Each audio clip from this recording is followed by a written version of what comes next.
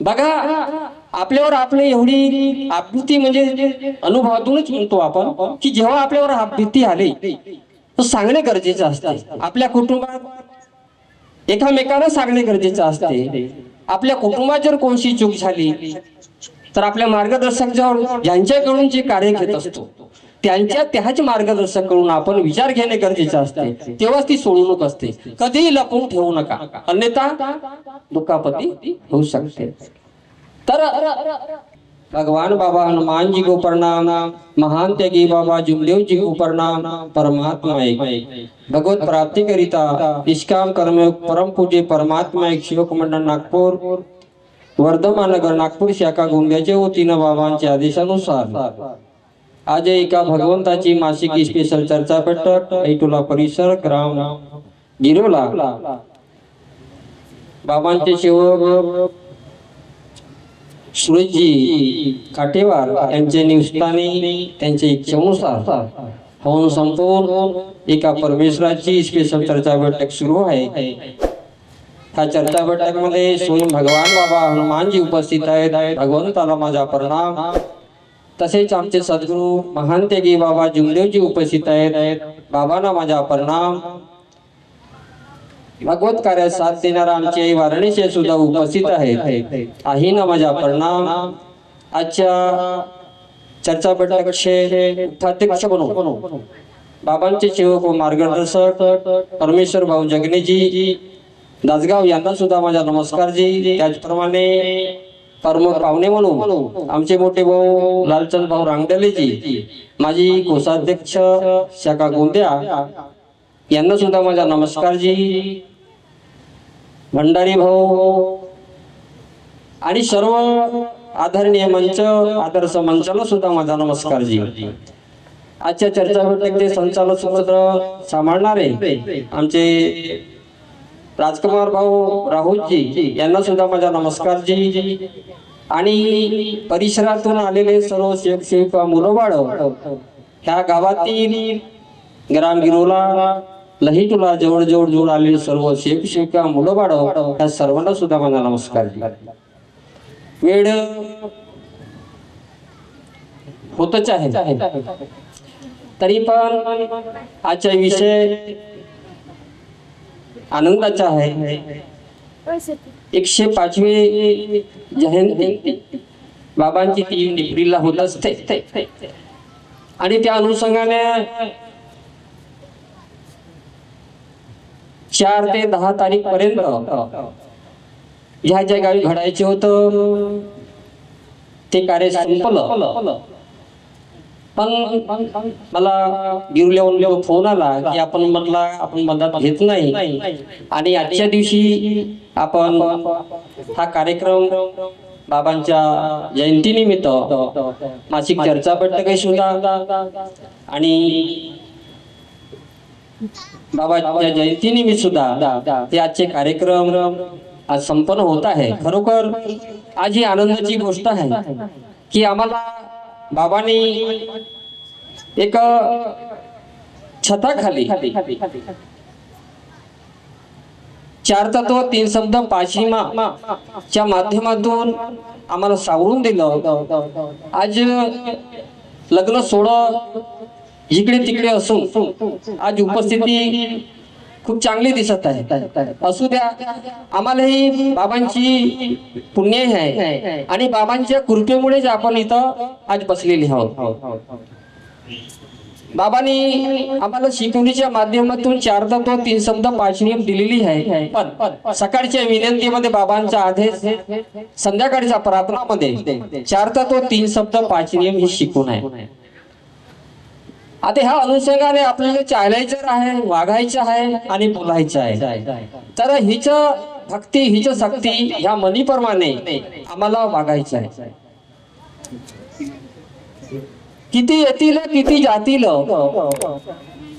किती येतील किती जातील, बाबा तुझेच नाव घेतील. किती येतील किती जातील, बाबाच तुझे नाव घेतील. कितीतरी येतील पण बाबासारखे कोणी नाही, तर आम्हाला बाबासारखेच वागायचं आहे. आणि जो बाबांच्या ध्येय धोरणाने जो चालत आहे, आपल्या कुटुंबात आणि शेवकात, आपल्या कुटुंबात आणि शेवकात आपण आपल्या घरी, आपल्या गावी, आपल्या परिसरात जर आपल्या शिकवणीच्या माध्यमातून एक मासिक चर्चा बैठक, साप्ताहिक चर्चा बैठक, फुंदरवाडी चर्चा बैठक, शेवक संमेलन आपण घडवत असतो मंडळाच्या ध्येय धोरणानं, आज ही खूप जागृती होत आहे. आणि त्या अनुषंगानं आम्हाला तेच करायचं आहे, आम्हाला सर्व सेवकांना करायचं आहे. आज एक कन्हाटोला हा जो आहे गाव, इथून एक नवीन आमचे कनसलाल भाऊ आणि ईश्वर भाऊ मेश्रामजी, दोघं सेवक, एका अनेक वाल्या भाऊला आला, परिवार आला त्याचा, एक लहानसा मुलगा आणि पती आली. कोणत्या स्थळाचे? नागपुरे. त्यांचा खूप मोठा परिवार आहे, 8 लोकांचा असेल वाटते. पण बाकीचे लोक म्हणतात की आपण मार्गात येणार नाही.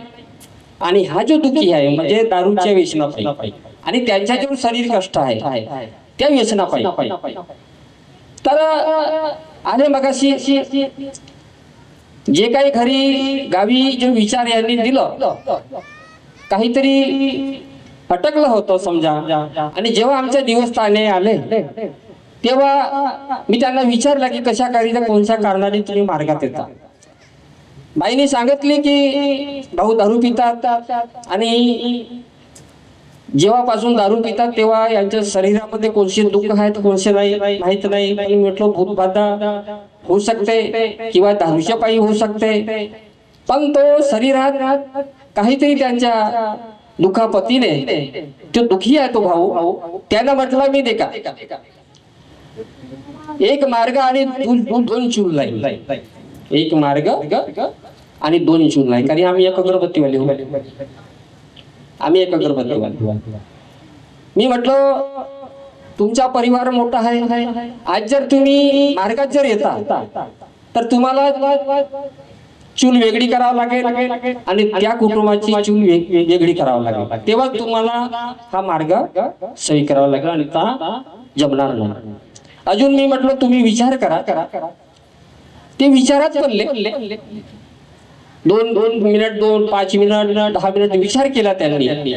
बाहेर निघाला, बाहेरून घरी कसा फोन केला कसा नाही मॅटर त्याचा आहे. पण काही कालांतराने तू विचार करून कसं सांगितलं त्यांच्या परिवाराने माहित नाही. ते म्हणतात मी अजून घरी जातो म्हणते आणि मग विचार करतो. मी म्हणलो अजून विचार करा, तेव्हाच प्रवेश करा. कधी जबरदस्तीने येऊ नका. जर आपल्याला जमते तर मार्ग घ्या, तर घेऊ नका. आज कोणताही सेवक असो, अनेकवाला भाऊ सेवकच आहे, पण त्यांना सल्ला देऊनच त्यांना आणतो. पण ज्यांची विचार जर मजबूत आहे तो सेवक कधी घबरवत नाही. तर असं आपल्याला करायला, तर आपण काय करतो, तात्पुरते आपल्यावर काही दुःख असले, कोणते विचार असले की आपण घाबरून जातो आणि आपण मार्गात येतो. आणि काही दिवसा कालानंतर आपल्यावर दुःख येतात, आम्ही मार्ग सोडून देतो आणि त्यांच्या काही दिवसानंतर दुःख आल्यास तो अजून रिटर्न होतो किंवा तो दुःखपाती होते. तर असं करू नका. विचार जर असेल तर मार्ग घ्या, तर घेऊ नका. तर आपल्याला एक साप्ताहिक चर्चा बैठक मध्ये जेव्हा मार्गदर्शक म्हणा, जेव्हा सेवक आपल्या जे अनुभव सांगतात, तर याच्यातूनच आपल्याला शिकण्यास मिळते. पण आपण तसं करत नाही. आज लग्न सोहळे आहेत, खूप सुरू आहे, 3ऱ्या 2ऱ्या 5 महिन्यापासून 5व्या महिन्यापर्यंत. मी सांगतो तुम्हाला, ज्या सेवकावर जी आपत्ती असते, काल शिवणीची गोष्ट आहे. काल सेवकच कुणाकडून नाही कार्य हे मला माहित नाही, आमच्याकडून असतील किंवा ते कुणाकडून असतील. सेवक तू सेवक म्हणजे दोन सेवक, एक छोटा गर्रा आणि एक बघून निश्चित. आणि शिवनेचा सुद्धा सेवक त्यांच्या निवासस्थानी आले तर ते पिऊनच आपण त्याला सेवक म्हणू का? पाठी तर लागलेली आहे पण पिऊनच आले ते शिवणीला. त्यांचा आदर कसे करतील? पण झालं का? मग अशी भाऊने म्हटलेला आहे संचालक साहेब, बाईचा भाऊ जर आला तर बाई लुकून म्हणा, इकडून म्हणा किंवा तिकडून म्हणा, पाणी देईल किंवा वडील असो, मावसो भाऊ असो किंवा कोणी असो किंवा मामा असो. आणि तसंच झालं, बाईने दिलं पाणी. तू इन तू म्हणजे सेवक. सेवक आहे मार्गात अजून दारू पिला, दारू पिऊन त्याच्या निवस्थानी गेले. बघुली टू गर्रा, नाव सांगत नाही. बघा, बाईने पाणी दिलं आणि ते चाय वगैरे घेतला नाही, कारण चाय चालत नाही. त्या व्यक्तीला चाय चालतो का? नाही तर उतरून जाईल. तिथून पाणी पिऊन गेले, चाय पांडवला नाही. आणि बस जसं घरच्या बाहेर गेले आणि ते बाईला दुःख आले आणि ते शेरी जी होती त्याच्या इथं तिचाही पोट फुटून गेला.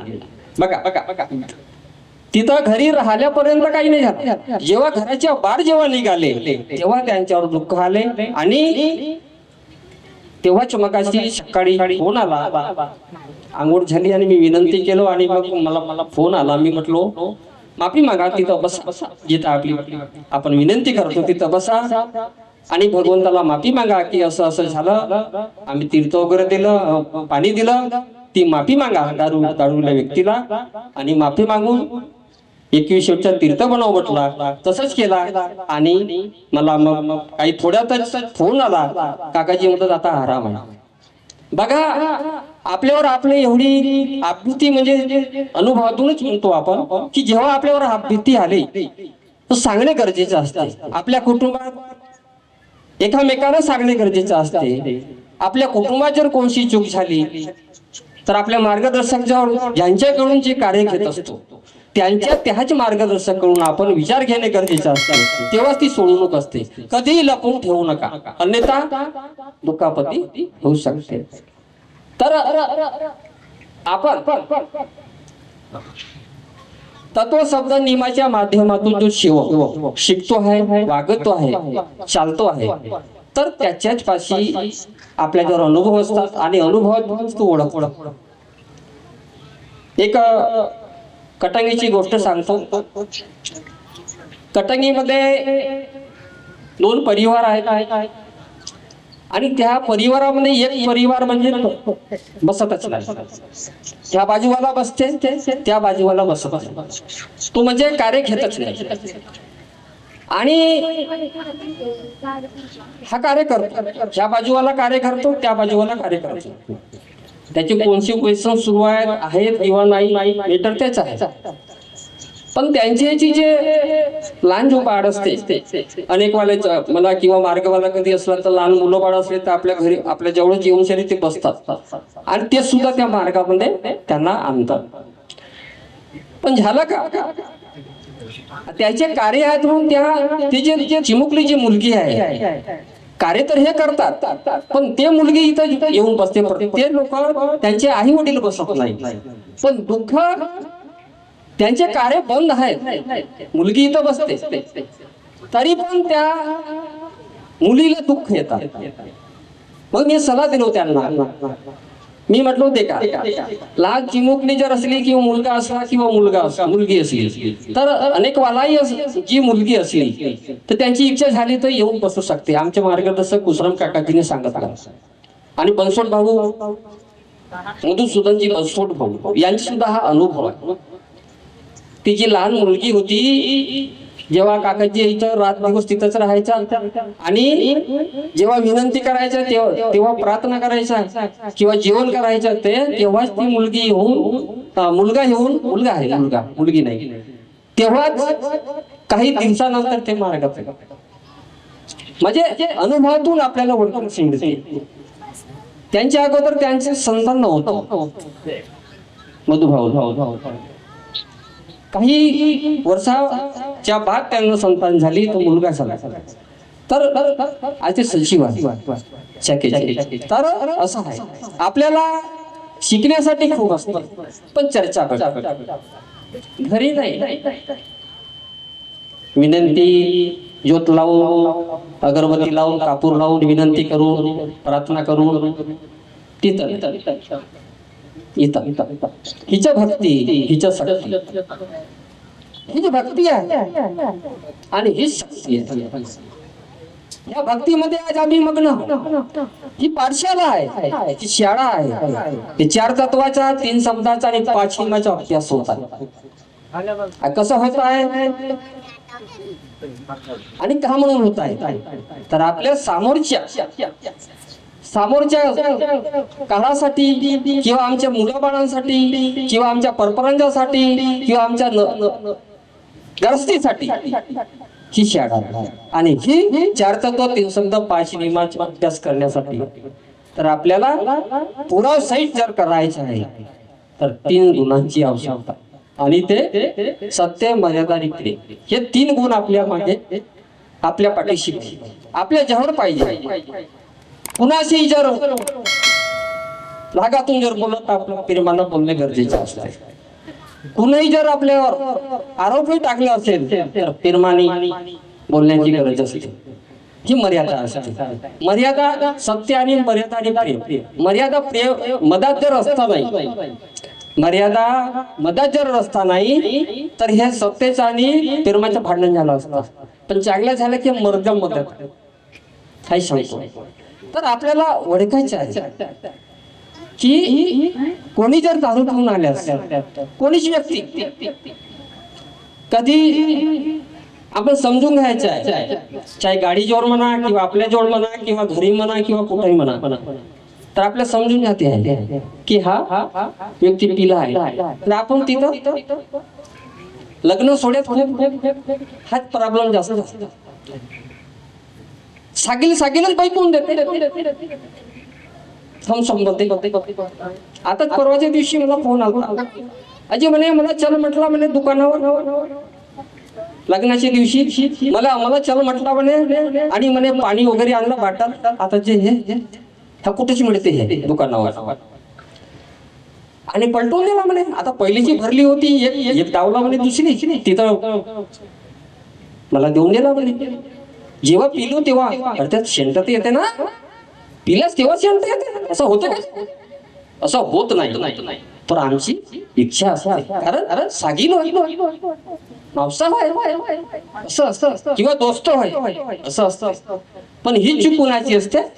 आमची स्वतःची असते. असं होऊ देऊ नका, बिलकुल होऊ देऊ नका, नाहीतर दुःखपती नक्कीच होणार. आपल्याला खूप चर्चा बैठकच्या माध्यमातून आपल्याला चर्चा बैठकच्या लागी रे लगन